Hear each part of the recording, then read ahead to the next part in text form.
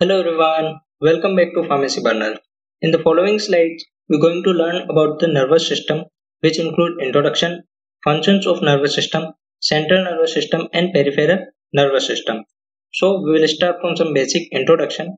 The nervous system is a physically connected network of nerves and neurons that convey message to the brain and spinal cord from various parts of the body and from brain and spinal cord to the various part of the body.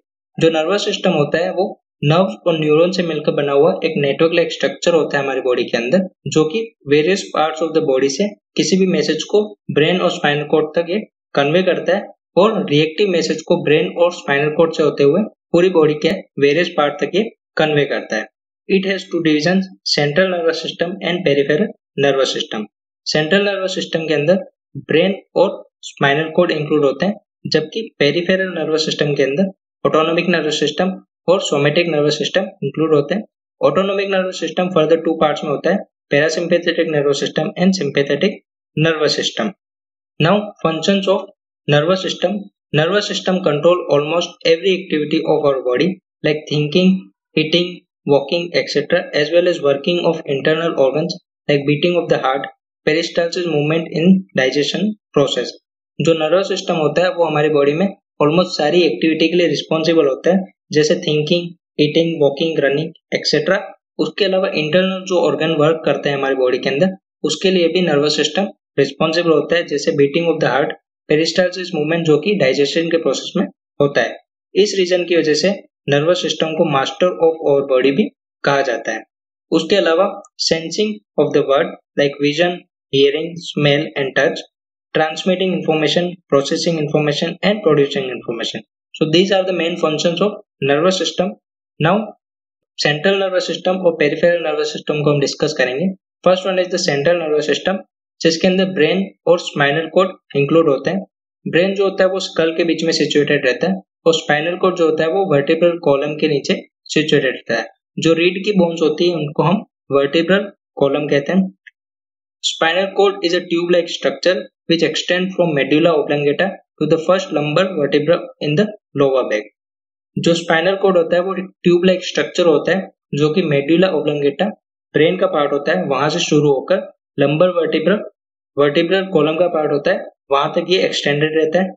Now हमारी body के अंदर दो type के neurons होते हैं, sensory neurons and motor neurons. Sensory neuron जो होते हैं वो किसी भी मैसेज को various parts of the body से स्पाइनल कोड तक कन्वे करते हैं, और मोटर न्यूरॉन जो होते हैं वो रिएक्टिव मैसेज को स्पाइनल कोड से various parts of the body तक ये कन्वे करते हैं. Both brain and spinal cord work together to integrate and coordinate sensory and motor information for purpose of the controlling various tissues, organ and organ system of our body. Brain और spinal cord दोनों मिलकर काम करते हैं किसी भी information को receive करके उसके ऊपर रिएक्टिव इंफॉर्मेशन को क्रिएट करके पूरी बॉडी के अंदर कन्वे करने के लिए. उसके अलावा CNS is responsible for higher neural functions such as memory, learning and emotion.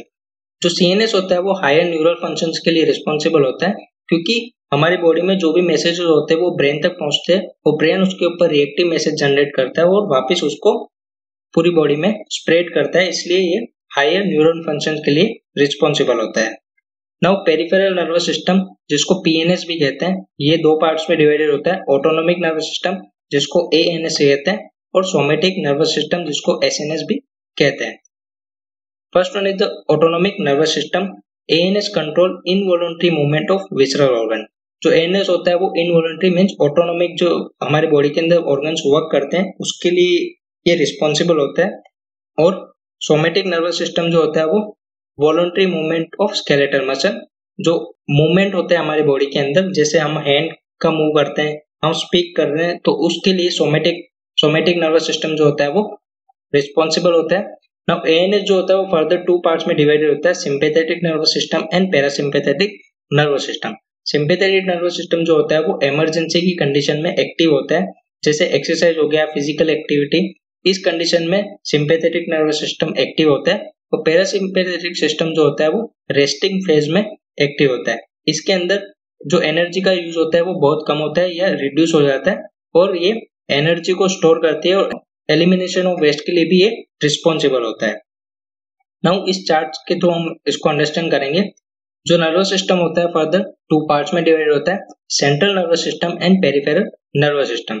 Central nervous system के अंदर ब्रेन और स्पाइनल कोड इंक्लूड होते हैं, जबकि पेरिफेरल नर्वस सिस्टम के अंदर जो पूरा नेटवर्क लाइक स्ट्रक्चर होता है हमारी बॉडी के अंदर उसको ये कवर करता है। जो ब्रेन से नर्व्स निकलती है उसको क्रेनियल नर्व्स कहते हैं, और स्पाइनल कोड से निकलती है नर्व्स उनको हम स्पाइनल नर्व्स कहते हैं। Peripheral nervous system further 2 parts में डिवाइडेड होता है, ऑटोनोमिक नर्वस सिस्टम और somatic nervous system. Autonomic nervous system जो होता है वो विसरल ऑर्गन्स यानी कि हमारी बॉडी के अंदर जो इंटरनल ऑर्गन्स है उनके इनवॉलंटरी मूवमेंट के लिए यानी कि ऑटोनोमिक जो वर्क करते हैं उनके लिए रिस्पॉन्सिबल होता है।